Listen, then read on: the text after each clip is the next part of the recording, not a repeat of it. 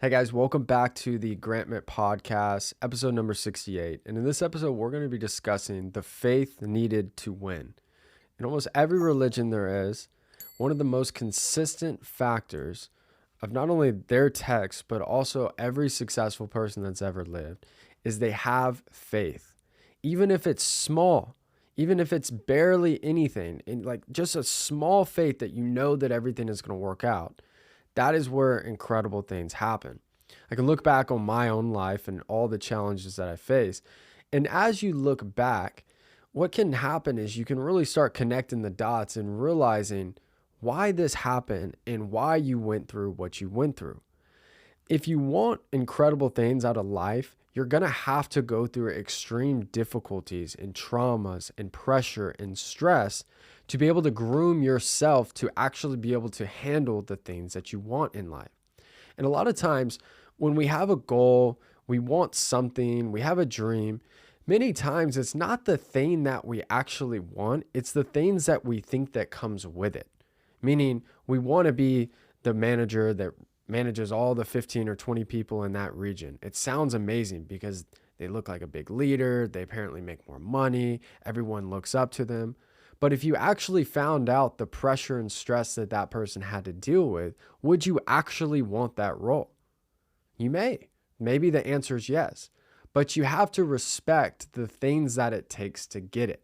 We want things, but are we willing to do what it takes to get it? But most importantly, the things that it's going to take to keep it. As you go up in life, you're going to have to give up more and more. And I can tell you, even though I'm young and I've been through quite a lot, I've been able to quickly learn from my failures because I've kind of had this big trial of this things like, you know what, I'm just going to go out and bet on myself and I'm going to go full force ahead, trust my instincts and go all out.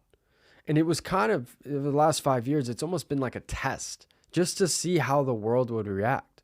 What would happen if I just fully committed and believed in myself?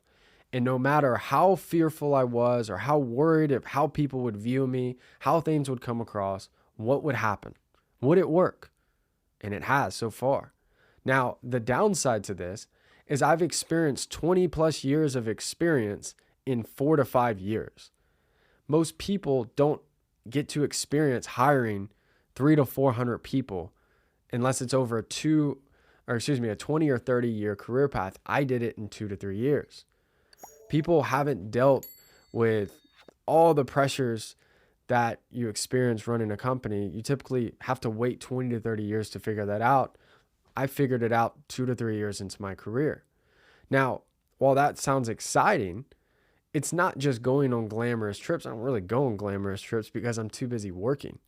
What that took was me working 7 days a week, dealing with betrayal, dealing with pressure, dealing with the anxiety of, is this going to work out? Are we going to be able to hit this target? What happens if this person leaves? What happens if we don't get this deal? That type of pressure and that type of strenuous situations, while it's tough on the mind, it's tough on the body, it's groomed me to be able to handle things that should be disastrous or should be something that, could push someone almost to a breaking point. But now I can handle with effortlessness. And it seems like it's easy to the world. It isn't. It was that scary at one point, but now it's become a lot easier. And so what I want you guys to do is, whether you want to pause this or put notes in your phone or maybe pull out a piece of paper and write down, I want you to kind of write down the struggles that you've experienced, whether it was your personal life, whether it was with a relationship, or whether it was in your career. And I want you to kind of assess it from a very practical, zoomed out standpoint without feeling the emotions of the trauma that you went through. And what I want you to do is go, why did I go through that? And what did I learn from it? And when you actually assess that, what you'll quickly find is if you wouldn't have gone through those things while they were tough, while they were stressful, would almost push you to your breaking point. If you wouldn't have gone through those things, you would have never been able to have the success or be able to handle the things that you're doing now. That's just a normal day of the week for you. And when you study all of these different people from all different backgrounds and success stories, it never becomes a good story unless there was some part of the plot that they went through unbelievable challenges. And Kobe Bryant talks about this. One of the interviews he gave before he passed away a few years ago is he said, you almost kind of got to have a childlike faith. And that's what's you're seeing a lot of really successful young people. And I think it's because they're ignorant enough to think they can do it. And there is real data that shows the smarter someone is, many times the higher levels of depression and anxiety they have. And I think it's because they just see the real odds. The real odds of doing anything are low. But you also got to realize that if you have an innate talent or skill set that's unlike the rest of the world, then you're going to beat the odds every single time if you do the right things. And Kobe Bryant talked about this in detail. He said, you got to have a faith that the work that you're doing, the effort that you're giving, the focus, the adversity, the challenges, that it's worth it. Because a lot of times people are they count themselves out before they even get it. And, everything I personally have ever gotten in life was because I decided to show up. I can think of, related to business. I was debating, should I start this company? Should I do this? And I said, you know what? Screw it. I'm going to start it. If I lose every penny and I fail, I can go get a job tomorrow. So I started the company. When I was trying to get promoted at an organization I was working at, I said, you know what? I'm debating on if I should say something, but if I don't say it, I'm definitely not going to get the job. And if I say it, the worst thing they can say is no. Why not put myself out there? I did it. I ended up getting promoted. I can think about with social media. TikTok was blowing up. I said, man, no one's talking about business on TikTok. Seems a little bit early. It's the first year of my company. I'm having some success, but I'm not this billionaire person. You know what? Screw it. I'm going to make a couple videos. I remember I made one right before I went to dinner. By the time I was back, it already had 100,000 views. I remember when I was leaving to go for a meeting, I said, you know what? I'm just going to make one more video. All of a sudden, boom, it went to 1.3 million views. Next thing you know, Business Insider saw it, made 2 articles on it, and then I ended up on Fox Business. All of these things that have happened in my life was because I showed up. And I wouldn't have ever showed up if I didn't think it was actually possible. If I didn't have the faith that what I'm doing will pay off someday. And Ed Mylett talks about this all the time. He says the power of one more. Like just doing one more with everything that you're doing could change everything. You never know who's watching you. And when you focus on being significant and making an impact, you just never know the type of impact you could have. I can think of a great story when I was working for this company a long time ago. This was like 6-7 years ago. And I was a young sales rep, and there was a person that worked in the back end operations, and everyone did not like her. I don't know why. I think she was just a little bit different. I didn't really know her well, but a lot of people talked bad about her. But I just went out of my way to be polite, to always say thank you, and to just build a relationship with her. Obviously, I couldn't get anything out of it. Technically, I was above her. I was a regional sales, and I went from a sales rep to a regional sales manager and then a director of sales. So, and most of the time that we were actually coworkers, I was a higher role than her, but I wasn't her boss, but I was just always polite and made sure to say thank you for her hard work. That was really that much of the relationship. I never went and hung out with her. We never went to dinner. I saw her a few times. I've definitely talked to her, maybe on a weekly basis, and I was just kind. But down the line, she was a hard worker, and she ended up working at this different company and moving roles, and we wish her the best, and I never thought anything of it.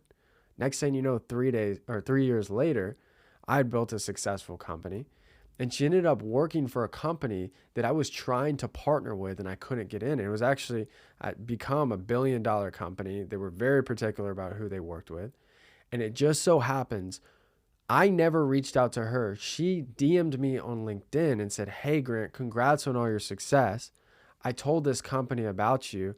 I'd love to put together a meeting to see if we could partner with you guys. I love everything you're doing. I said, sure. That partnership ended up creating over $50 million of revenue between the two companies.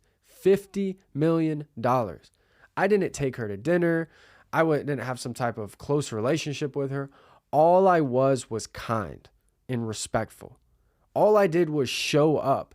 And even though she couldn't help me, and just because she couldn't do anything for me or set me up, I was still kind. I was still respectful. I was still hardworking.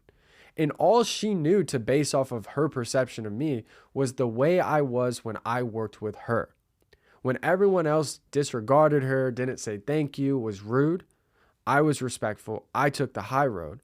And that one decision of just being a genuinely nice person, not trying to get something out of someone, resulted in over $50 million of revenue and hundreds of jobs and resources given to people all across the country because of that one decision. And so you just never know who you're going to come across, and you never know when opportunities are going to present themselves. And this is why I talk so much about being conscious about the decisions that you're making. If you just react to how life, kind of presents itself, and well, I guess I'll do this, and well, I guess I'll apply here, you're kind of going to get whatever the world, has left. You got to have intention with what you're doing. And like we talked about in the previous episode 67, if you want to attract the life that you want, yes, one, you got to believe that it's possible, but two, you got to become the person that's capable of receiving those things. You got to walk like it. You got to talk like it. You got to act like it.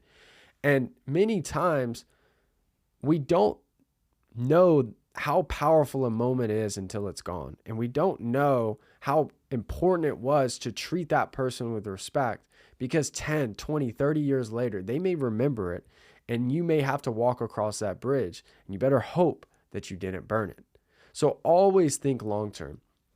And, one last thing before we kind of wrap up, then this is a shorter episode, is when we talk about living with intention and having faith, it's important to always analyze and recap everything that you're doing and why that you're doing it. Who are you around? Why are you spending time with them? Where is your energy and your focus going towards every single day? Because if you're constantly focusing on the problems that you're facing and what could have been better, and you wish this happened and you wish you knew this person, instead focus on the resources that you do have. Who do you know? What information is at your fingertips? What things can you do to become a better person that can make you a more successful person that is willing and able to actually start achieving more in their lives? And so we just have to look at this as you might be one conversation away from a $50 million opportunity, or you may have one nice short conversation at a coffee shop because you look presentable and you're in a great mood and you just told someone that you really liked their outfit, but they ended up being an executive at a company that you'd been wanting to work for your entire life. And now you get an interview and an in and recommendation because you talked to the right person. That is what comes from having even just a small amount of faith that you know that something positive can actually come with it. So I hope you guys enjoyed this podcast.